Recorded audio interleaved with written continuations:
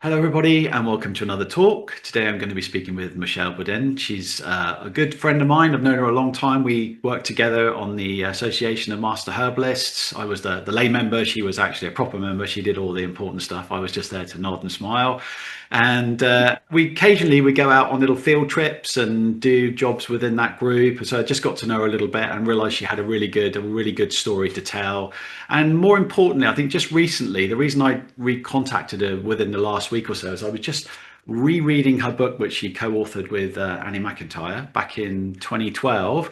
And I just flicking through it again. I mean, it's one of those books I've had on the shelf for a long time, and I'm always kind of dipping in and out of it. But I had a really good read on that. It was a specific herb I was after, and I thought, this is a really good work. It goes into so many things. It talks about Ayurvedic, Western, but more importantly about the energetics behind herbs, and that's something that really interests me. So perhaps when we get talking, we can go into that a little bit. And I previous talk, if people want to look back, I just spoke to Dr. Joshi last week, another one of my Ayurvedic teachers, and he went into a lot about how categorizations of herbs. He's very interested in looking at like the sun and the moon and like hot and cold and all of these kind of like energetics that we all pay lip service to, but we perhaps don't use as much as we should. So it kind of reinvigorated my interest in that herbal approach. So I thought I'd ask Michelle to come on today and just tell us her story, talk a little bit about the book and any other thing that she wants to wander onto. So let's just start, probably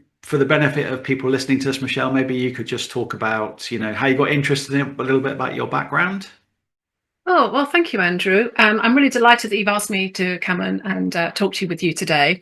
So my background was originally in IT. I studied combined science at Leicester University, and I liked that course because it was a lot of different things. So I studied combined astronomy and mathematics and philosophy of science. And I like that kind of background where I'm not the type of person who can focus and drill down on one thing. So that was my starting point. And I then worked in IT for many years. I was actually writing software to control satellites. And my focus was on databases, in fact. So I love databases. And that's very relevant to this book. I mean, that's quite a different background to herbalism. So how did you actually leap from that into what you're doing now? Yeah, so I was working very intensely and for an American company. And in America, they have a completely different way of working. You're expected to be a real company person. You're expected to work 60 to 80 hours a week, only have 10 days holiday a year. And the type of person I am, I was very dedicated. I worked very hard, very long hours, and I eventually burnt out in the year 2000 and just couldn't work anymore. So, of course, I went down the medical route. What's wrong? They couldn't find anything. And so I came back to the UK. I was in California at the time. I came back to the UK in 2002. And again, I was looking for what's wrong. And you get all the wastebaskets diagnosis, chronic fatigue, fibromyalgia. And I went, you know what, this isn't really answering what the problem was. And I did have a diagnosis of Epstein-Barr. So I really was passionate about things at that time, about alternative medicine, and I wanted to help myself primarily. So I was working for a vet who was a homeopathic vet, and he was using herbs. And I just went, oh my God, he's a vet, he's helping animals. And I saw the response in animals. And I went, I need to learn how to do this. Mm. And so there was a lovely new college just come up called College of Naturopathic Medicine. They had a branch in Bristol where I was living at the time and also in London. And so I just signed up there and then. And I did the first two, even though with my chronic fatigue, I was still recovering. I did the first 2 years. I said, I don't have 4 years to do the course. I want to do the first 2 years in 1 year. So that's what I did. And that course attracted me for very similar reasons as I did my degree, is that we learned a lot of different things. Mm. We learned ear acupuncture, we learned iridology, we learned how to do detox protocols, foot baths, nutrition, as well as the herbal medicine. So I liked, again, that idea of learning more than one thing. And because I can't focus on one thing, it just bores me. Did you find that when you were doing the different courses, it was the herbal one that kind of spoke to you more, or were you drawn in by any other subjects, or? Um, yeah, I mean, the first year you're studying anatomy, physiology, the different illnesses that you need to identify and be aware of, the red flags. And also that's when I did the naturopathy side as well. So those two were in my first year. And at the end of that, you have to then decide where you want to focus. Do you want to go and do acupuncture, homeopathy, or herbal medicine? And I was actually really torn. And I eventually chose herbal medicine. Give us a little bit of background on how you got into this amazing book. How was that kind of meeting with Anne McIntyre, and how did that whole idea come around? You were saying you were interested in databases, and so you were saying something about you were initially thinking about categorizing a lot of herbs. So that was the inroad to that, or? Yeah, there was two components to it. Firstly, Annie McIntyre was a lecturer at CNM, and she was absolutely fantastic. Her passion, her vitality, she would come in and just inspire the whole class. And I was much more drawn to Ayurveda than traditional Chinese medicine. Mm-hmm. I just don't get all the whole 5 elements things, and that's fine. I mean, some people are going to be. That's my thing. Ayurveda was more, it was easier to understand. It was easier to apply. The herbs were interesting. And there is an overlap between the TCM herbs anyway and the Ayurvedic herbs. So there is an overlap. But Annie and I met, so at the time we had to do 450 clinical hours face-to-face with patients. And she invited, and it got very boring just to sit in the classroom and do this. So she invited us to her house. She has a lovely clinic room in the Cotswolds, a beautiful herb garden. And so we did a few sessions with her there. And then towards the end of my training, she invited herbalists in training or qualified to come and work in her garden. So I turned up. I didn't live very far away from her. I was in Bristol. The Cotswolds are about a 45-minute drive away. I went up and we were in the garden, talking side by side. I was didn't want to pull out any of her beautiful herbs, not being able to recognize them, and just concentrate on the weeds that I knew. And she said, well, what do you want to do? And I said, well, I'm really concerned about the rules and regulations that are coming through at the time.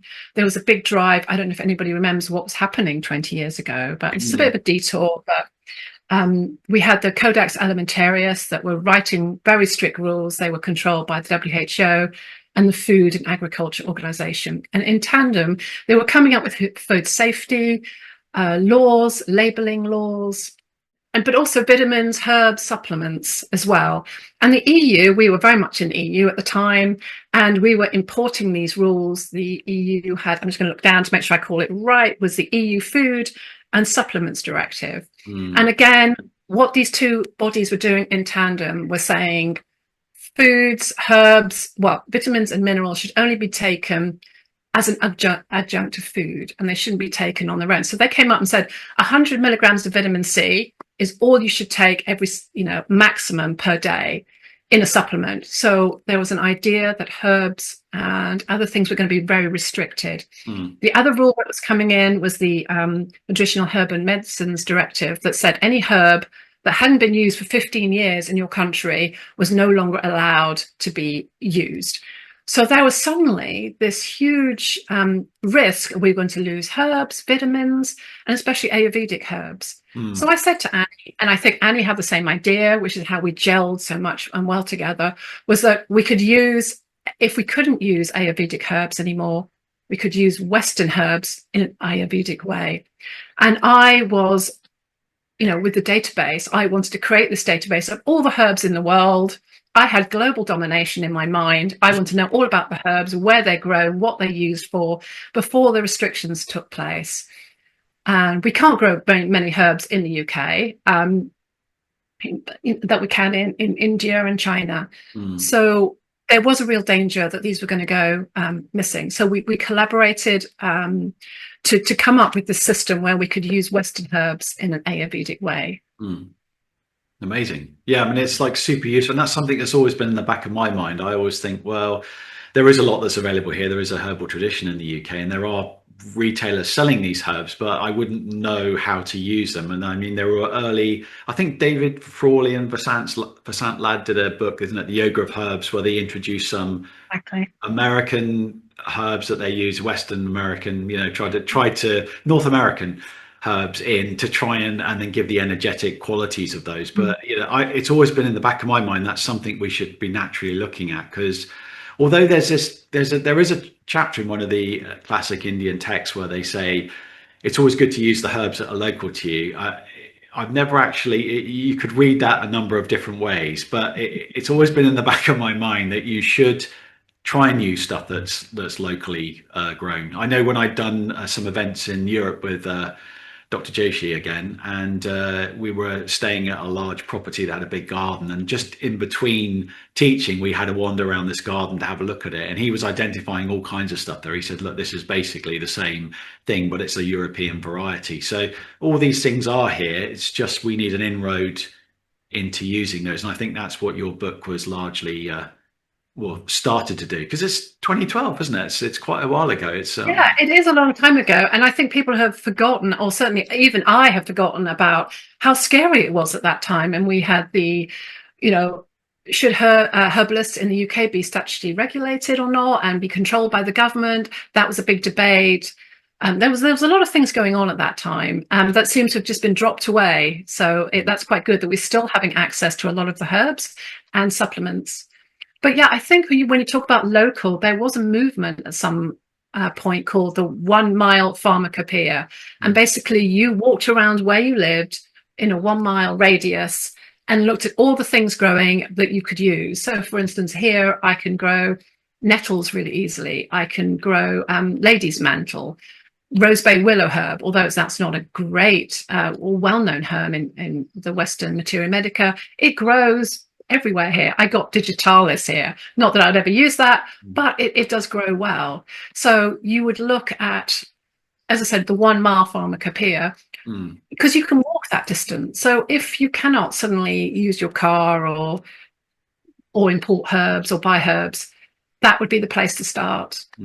So what did you decide you were going to do? So you've got all the classic Ayurvedic, or most of the classic Ayurvedic herbs in there, and you've given a good introduction to those and how they use, but how did you decide Western wise what you were going to do?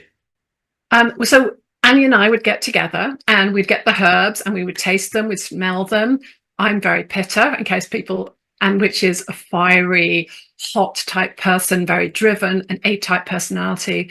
So did I feel like I was calmer? That would be something that was reducing my pitta, or was I more excitable? So I love ginger tea, but for me, that's very stimulating, and I'm already stimulated. So it would be easy to say, okay, ginger is P plus, it's a pitta increasing herb. And so we just did that. We went through a lot of the herbs. There were some texts available. Sebastian Pohl wrote a fantastic book, and he had some Western herbs in there. And so we kind of collated information that was already out there, and then we added things that were missing as far as we could. We had to stop somewhere. I mean, we did a lot, and at some point we just said, okay, we need to get this published. If we have a second edition, we can add more. But that's how we started. And it was lovely to collaborate with her. We spent a lot of time in Annie's garden, tasting herbs, drinking herbs. And it was a wonderful time. And what was the general reception, did you think, after that went out? I mean, I got it almost immediately, but it's one of those books I've just had as a reference book. But I always tell students when I'm doing classes, it's a great book to have. But how did it sort of do for you? Did you find you got people come up to you and say, thanks for writing that, or were they like disagreeing, say, oh, I would have said this about that? And, how was the feedback? It was really, really positive. I mean, Annie was still lecturing at CNM. So obviously we had it was sold as a CNM textbook, and she would go and talk at Ayurveda conferences. So she was the face and I was kind of in the background, and that suited me. I wasn't a well-known herbalist at the time. I probably still am not. But, I let her take the glory. She was the salesperson, and she sold the book, and she knew it inside out. It was fantastic. I mean, her memory is phenomenal. So it was really, really well received. I remember going to one herbal conference, and somebody recognized me and said, oh my God, you wrote this book. Can you sign it for me? And I was just like, is that me? It was just, yeah. I mean, it's a massive undertaking. I mean, I wouldn't know quite where to start. I've been tempted to do something similar, only because spending time with a lot of these Indian doctors who are very good at just identifying herbs, but it would be a big undertaking I wouldn't know where to start, which ones to include and what not to include. Like you say, there are same here. I can wander within a mile of the house, and there is a lot. I mean, it's mostly agricultural land around here, but a lot of the bridleways are quite rich in sort of odd things, you know. And the lady that owned the house Mhm. I'm in now, she was a bit of a keen gardener. So there's even our garden's got some weird bits and pieces growing in it, which no other house has got. But it really is one of those Yeah. cases that all herbs have some medicinal value, even the ones that you don't think. So I wouldn't know quite what to put in it. I mean, how would you, you know, like for instance, if you had like slightly toxic herbs and stuff like that, would you still have you, because you've got like aconite in there and you've got datura and stuff like that. Do you still, you know, you still chose to put those in? Is that because there was already an Ayurvedic connection, or is it just something that maybe Annie was more interested in, or? Yeah, I mean, Annie was using the herbs. She's a very competent and confident herbalist, and she will use these herbs regularly in her clinic. Obviously, we have the Schedule 20 rules that Mm. control the dose that we're allowed to use. I mean, I just started taking gelsemium, realized that, 5 ml, 1 teaspoon is all I can take in a week, and not to exceed that dose. So yes, we have to be careful and be trained. And I think that's one of the things that, this book is for students of herbal medicine. It is almost a postgraduate book in its level of complexity. But yeah, I would be careful. I think Julia, just to plug Julia's books, Julia Bruton Seal writes some fastic books in hedgerow medicine where Mm. you can go out, identify them. She has recipes in her book. So I think that's already covered. But yes, plant identification, plant use is very, very important, and dose. So we do have a little bit of that in the book, and hopefully some very good contraindications. Mm. Yeah, and obviously Ayurveda's got its constitutional model to draw on, you know, Vata Pitta Kapha. So how much of that has been retained in Western? I know there's a tradition of more like the humoral medicine and like whole pepper and that sort of stuff. Is any of that relevant, or was that relevant in you deciding? I mean, were you looking at someone thinking this might be a sun herb in a Western tradition, so maybe that's a bit pitta and you know, that kind of thing? Yeah, absolutely. We did look at cold pepper, because his resource is still available. It's brilliant. And so we translated a lot of those herbs. But we also did our own testing and tasting to make sure that we agreed with him, because the herbs could be different because they were grown 300 years ago. We had different or more. We had different climate back then, and maybe even a different species. So we just want to double check and not just, import things wholesale from the historical texts. Yeah, I know a lot of the German students when I'm teaching in Germany, they're very up on them. I mean, they've got a huge, it's not just, it goes beyond herbal, it's almost like astrological. They know all the Yeah, yeah, associations and the body parts, and they're quite really up on it. I mean, Ayurvedic yeah. are fairly good on that. I'm interested in their astrological system, but you Mhm. find in the astrology books they don't go into a lot of herbal information, and in the Ayurvedic texts they only touch on the astrology. There's not like there is a tradition there, of course, local tradition, but there's no real strong written tradition. You can't pick up an Ayurvedic Mhm. book and it'll tell you all that astrological information. Yeah, yeah.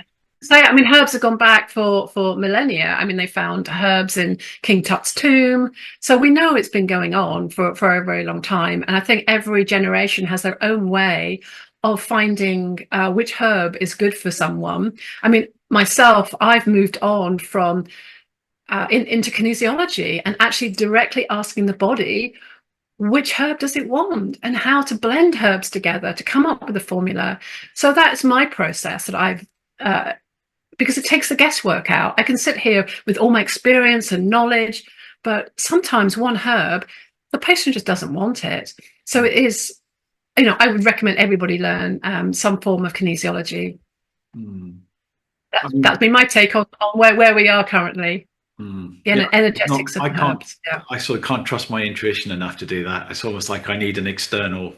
I need something external from me that I'm rather than consult or doing it myself. You know, so I don't trust my own intuition. I'd be too influenced with an outcome to be it. But my Yeah. Oh, really? Yeah.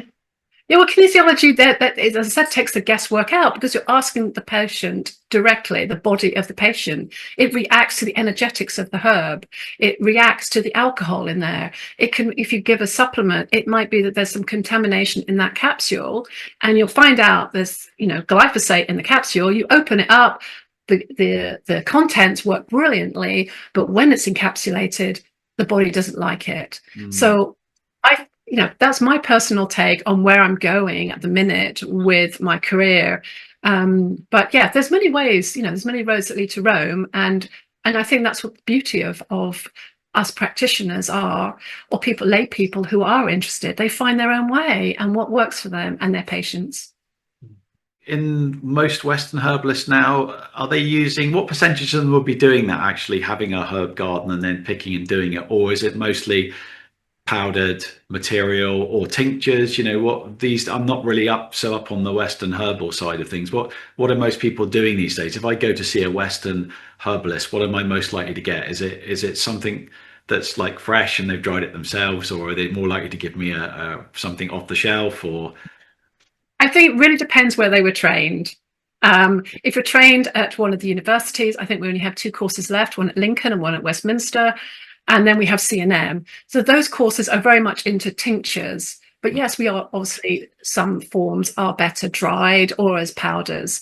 But I think if you actually go, there's some lovely courses coming up with passionate herbalists who want to really go down the old model of apprenticeship. And I think those people are more into sitting with the herbs, learning, and trying to connect with the herb. Is it Nathaniel? I mean, he has an amazing, spiritual aspect of the herbs and connecting with them on a deep level.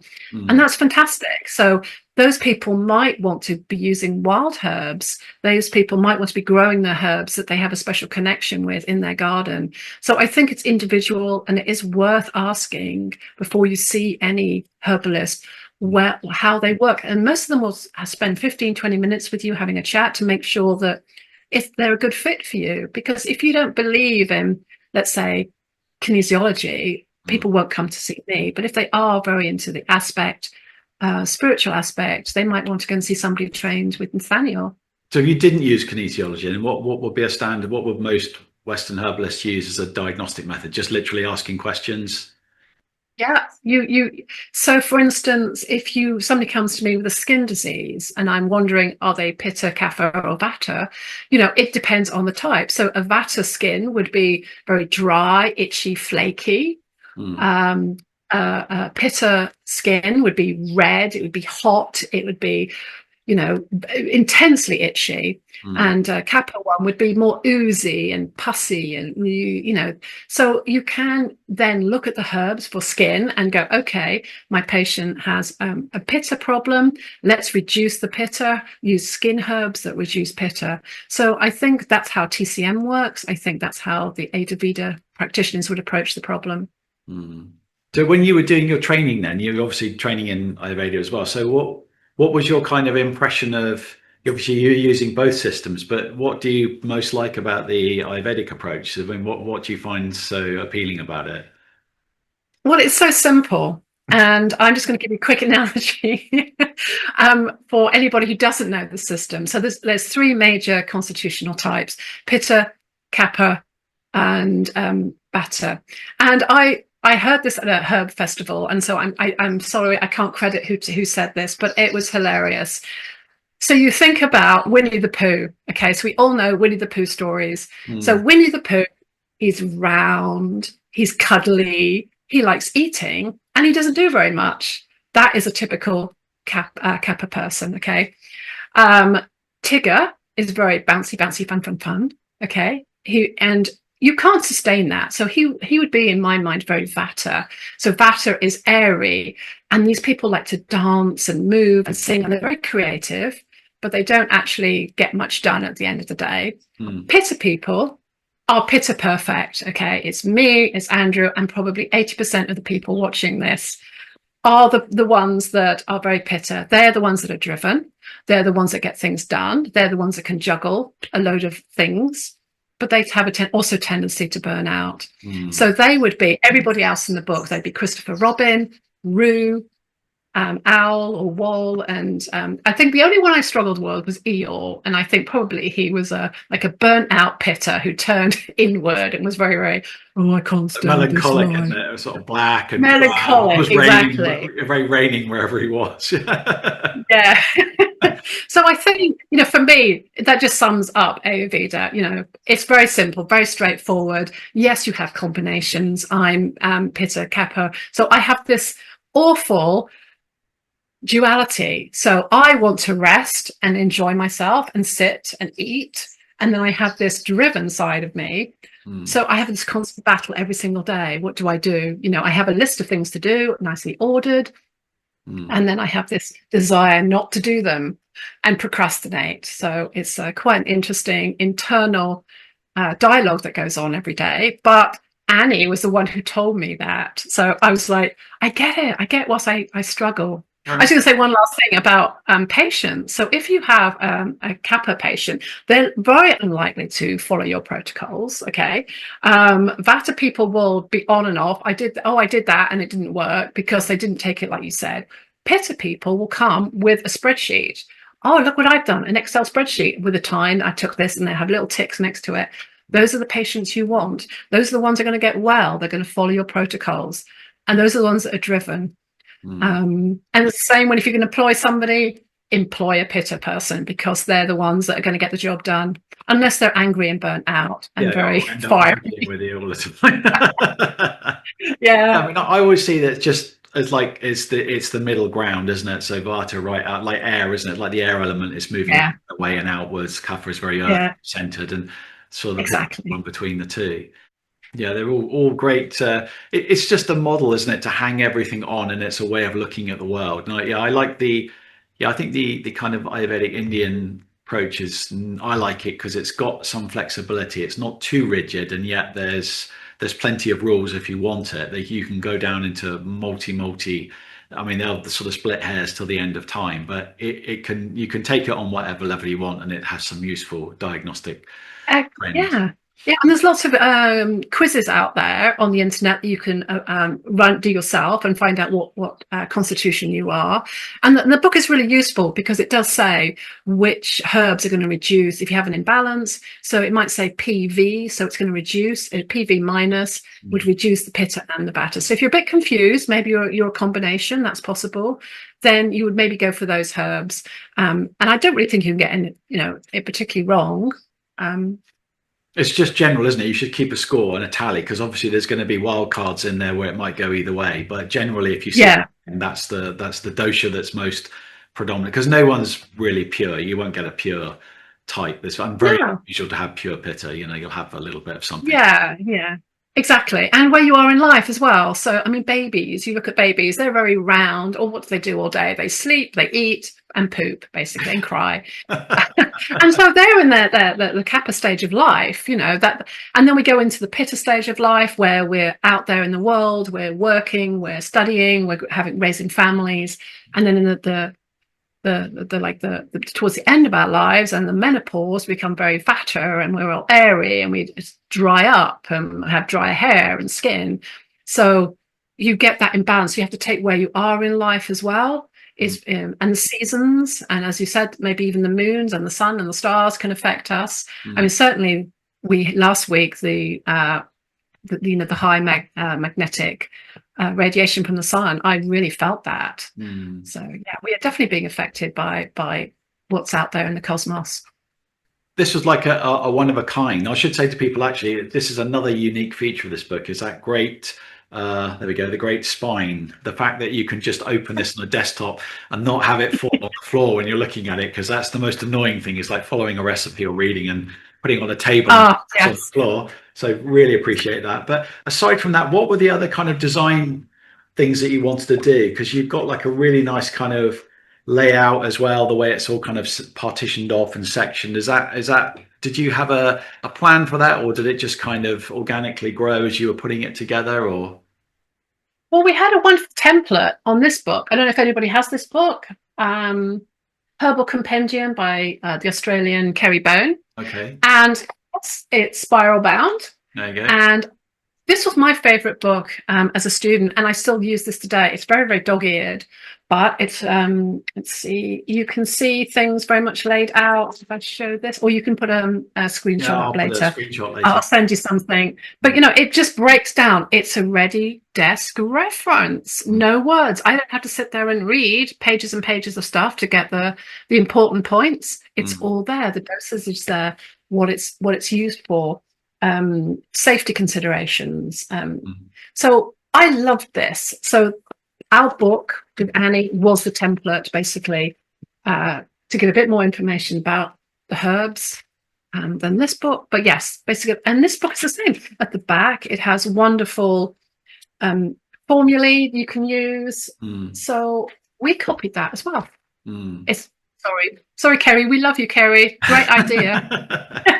Yeah, and also you were saying before about you made an interesting point the other day. You were saying if you look at take any herb and you see, okay, what's this herb good for? But there are so many things that it might be used for, or it might be mixed with other things and used in another way. So it's drilling down and really making it clear what the primary use of that herb is. Because like you said, if you read long enough, everything's good for everything. But it's, distinguishing what is particular, like the special property of that herb, what's its affinity with in the body. And so that's all in the book, isn't it? You've made more of an effort to. Yeah, it is as a desk reference. And you're absolutely right. I was beginning to be quite horrified because I read a lot of books to do research on this, and there is a compendium at the back that lists all the books that we read and we had to give credit to. And it is that everybody who writes a herbal medicine book nowadays seems to have to incorporate what everybody else has written about this herb. They're afraid to go out there on a limb and actually do some original thinking or research. If somebody said this, it must be right, and if somebody said this. And so these books become overinflated, and you're really losing the essence of a herb. So it was a great opportunity to taste the herbs with Annie and go back to what we thought was the core attributes of each herb. Now, we might be wrong, because there was only two of us. We were only a sample of two. It would have been great to have 100 herbalists in the room, but then we'd probably have 100 opinions. And then, so that's what we did.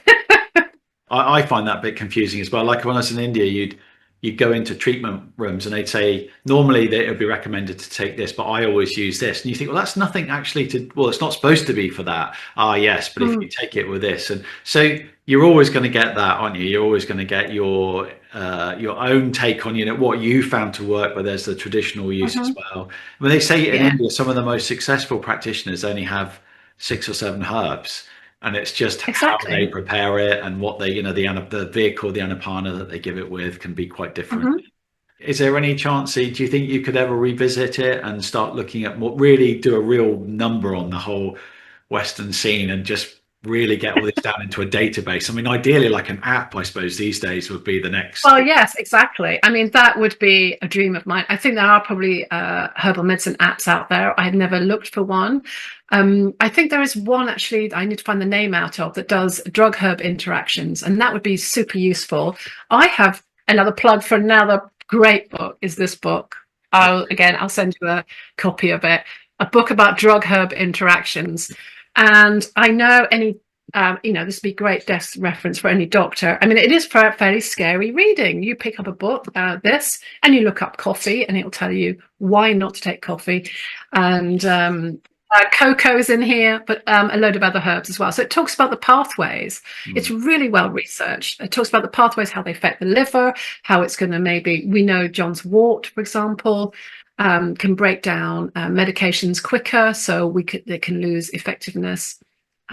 So you have to be very careful for people with diabetes, or if they're on anti-epileptic, where the level of medication has to stay at the correct dose. So, but this is a fantastic book. Yeah, I mean, and again, ring bound. Woohoo! All the best ones are. If it's ring bound, it usually is a good book.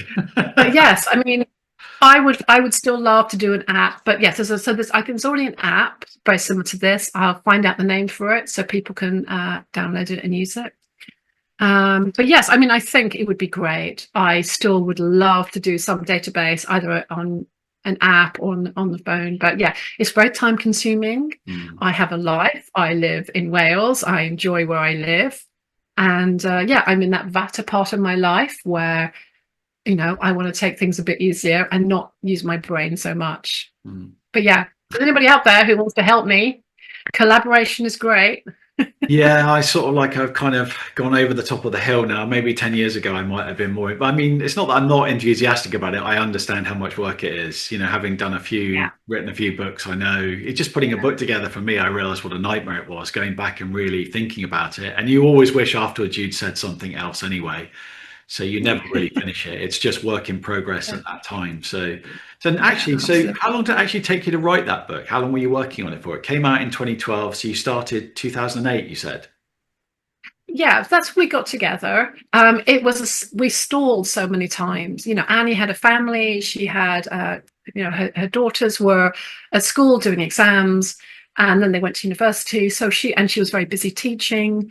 So we stalled a few times. We kept phoning each other up and getting very enthusiastic about it, Mm, talking about it, but not actually doing it. mm, And so we finally got together one year, and it was probably about 2010, and said, "Are we going to do this or not?" Because it's like hanging over us, sword of Damocles. Are we going to do it or not?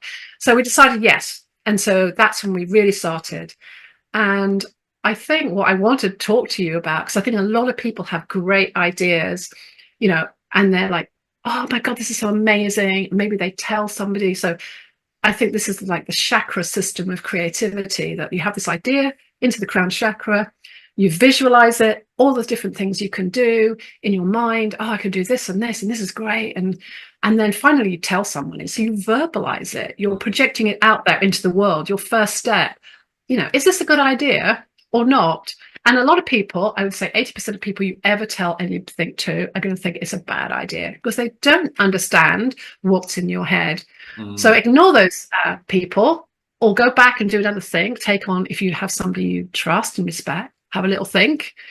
And then the next stage of the process, after you talked about it, is going to your heart center.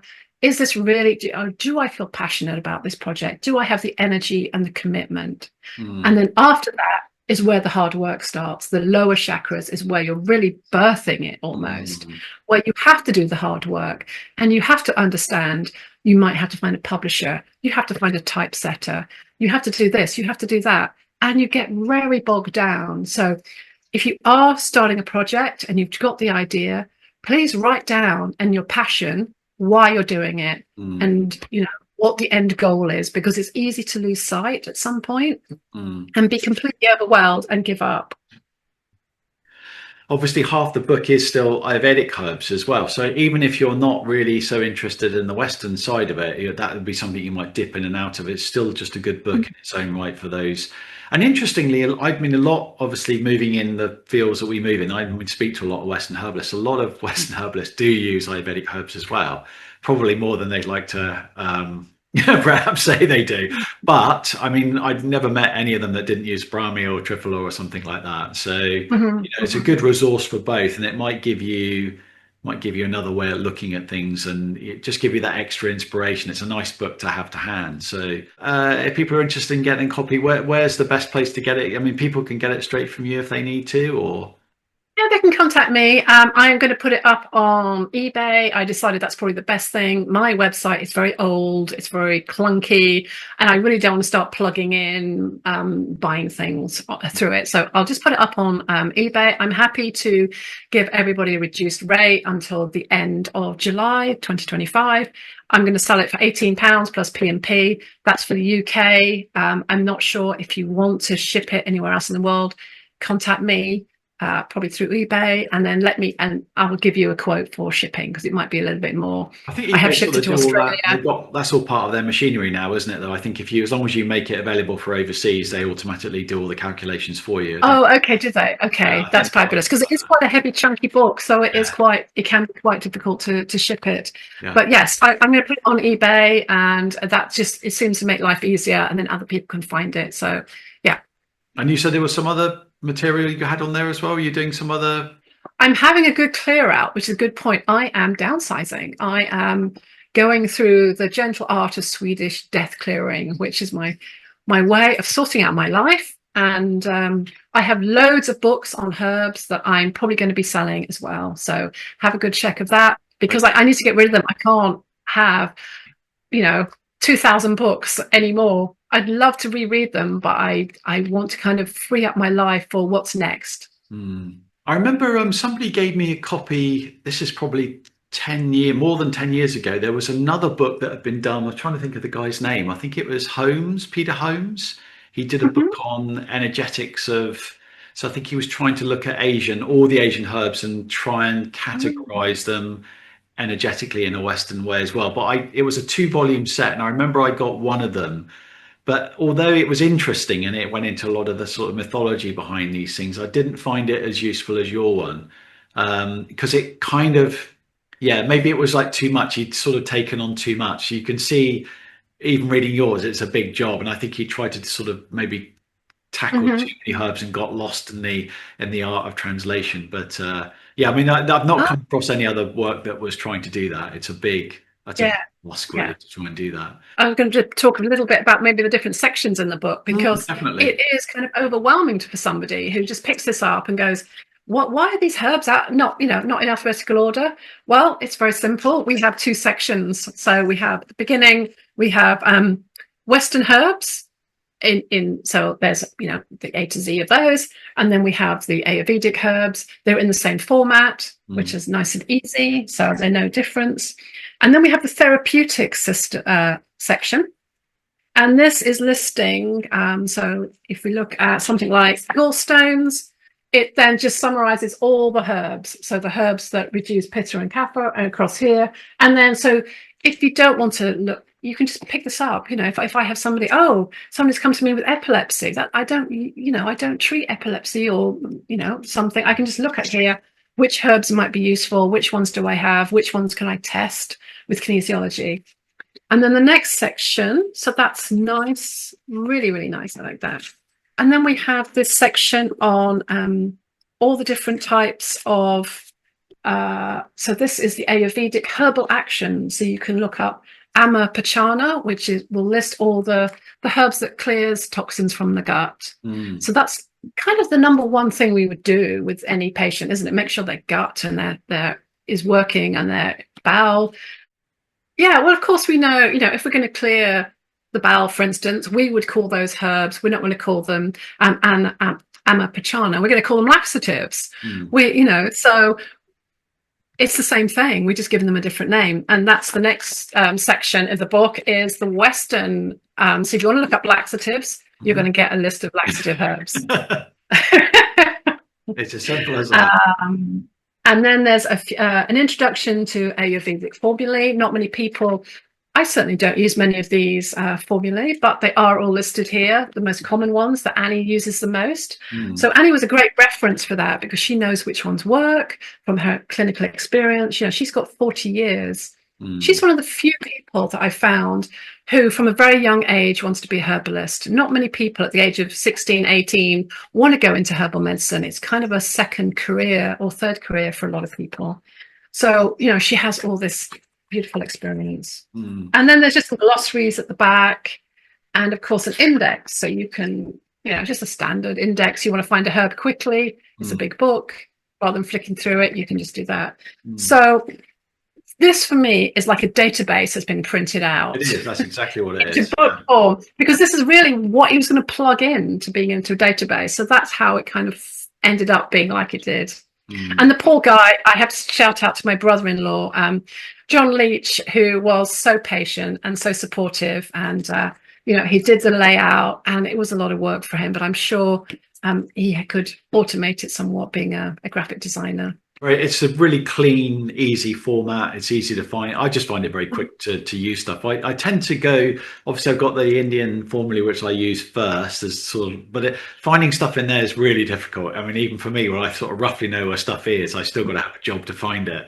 It's almost like it sort of hides from you, and you always inadvertently stumble across something while you're looking for it, which is usually better. So it's kind of a weird system. It's a sub-intuitive system, but yours is very clean, very clear, just easy to get to stuff. You get that sort of page and a half of info, and it's very condensed. So it and it's just so useful. And it's going to give you everything that everybody else is going to give you. It's going to got the constituents, the chemical constituents. It's got the herbal actions, the indications, what it's good for, the Ayurvedic actions. And then indications as well. Is it cooling for pitta? And then it's just a short thing here as well. Is it, PB plus minus? So it's a quick, okay, is this suitable for this patient? Yes, no. No, that's It's all the very, stuff. very useful. Yeah. Okay, so that's great. So how do people go? How do people get hold of you? What's the best way to contact you? Or is there any current projects you want to talk about that you're working on? That's something you wanted to discuss? Yeah, you can contact me through my website. That's Hafren Herbs, HAFREN, herbs.co.uk. It's very, as I said, it's a very old website, it's very clunky, but I will redesign it at some point. Also, the Mid Wales Guild of Holistic Therapists, I am the chair lady of that. Or the AMH, the Association of Master Herbalists, is another way of contacting me. And probably the best way, because they have an up-to-date website. That will probably work. It's not that bad. It does work. I mean, that's how I got hold of you. I use your contact page. So it does all what you need it to do. The most important stuff is okay. But yeah, I mean, we're all guilty of having outdated websites. That's because the technology changes every 15 minutes. So any other points we made? No, I mean, I'm going to give a shameless plug for autonomic response testing. I went down with Lyme disease in 2016. I didn't know what was wrong. My doctors didn't know what was wrong. And a friend of mine also had Lyme disease. And she said, I think you have Lyme disease, Michelle. And I said, of course not. It's so rare. I haven't been bitten by a tick. And I was very dismissive. But she dragged me off to a seminar in London, hosted by Dr. Klinghardt, who's a Lyme literate practitioner. I totally fell in love with his system of diagnosis and healing. And I became an ART practitioner, which is my form of kinesiology that I use. And I think, as I said, for people who illnesses are so complex now. It's not just one thing. I remember when I first graduated in 2008, people come to me with migraines or skin problem. I could cure them in 2 to 3 months. Sorry, not cure them. I would be able to assist them to aid their recovery using herbs in just a short amount of time. And now patients are coming to me. And even from around 2017, 2018, my patient group was becoming much more complex. The world is toxic now, and it's really beginning to affect people. Toxicity, hidden infections, EMF sensitivity is rife, and not many people are making that association with their Wi-Fi, with their cell phones, with Alexa, and all these things that are bombarding our system. So I really like Dr. Klinghardt's approach to looking at the wider issue with patients and using his work to help people to find the top level priority. It's not always what they think it is. So I love doing that. And it works really well with my herbal medicine practice because I can find which herbs the body wants, and it can also be done remotely. But there's training courses around the world. You can learn it very simply in a few weekends. What can I say else about that? Yeah, so it's the Klinghardt Institute is in the UK that are running courses. Yeah. Brilliant. Okay, well, on that note, we'll leave it. Thank you very much, Michelle. Appreciate you. Thank you. I really appreciate this chat with you, and I hope I didn't bombard you with too much information and me yattering away. But yeah, it's been a delight to see you, and thank you very much.